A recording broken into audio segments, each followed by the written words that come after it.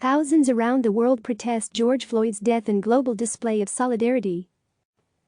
Protesters have marched in the U.S. for 6 consecutive nights over the death of George Floyd at the hands of a police officer.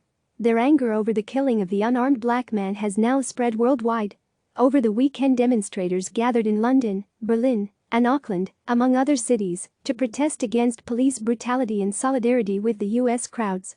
Britain and London, protesters rallied in Trafalgar Square on Sunday morning, in defiance of Britain's lockdown rules which prohibit large gatherings. Some participants marched to the U.S. Embassy in the capital's Nine Elms area. Germany. Crowds gathered in Berlin in front of the U.S. Embassy on Saturday and Sunday. Participants wore face masks and carried signs declaring Black Lives Matter and Justice Can't Wait. Denmark. Chants of no justice, no peace were heard in the streets of Copenhagen on Sunday as protesters marched over Floyd's death. Some rallied outside the Danish capital's U.S. Embassy. Italy. In Milan, crowds held a flash mob near the city's U.S. consulate on Thursday. New Zealand.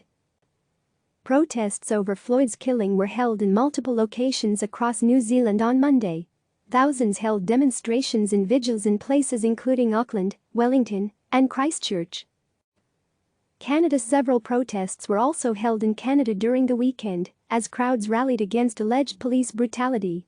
On Saturday, demonstrators in Toronto chanted slogans associated with the Black Lives Matter movement. And on Sunday, thousands gathered in Vancouver in a show of solidarity with U.S. protesters.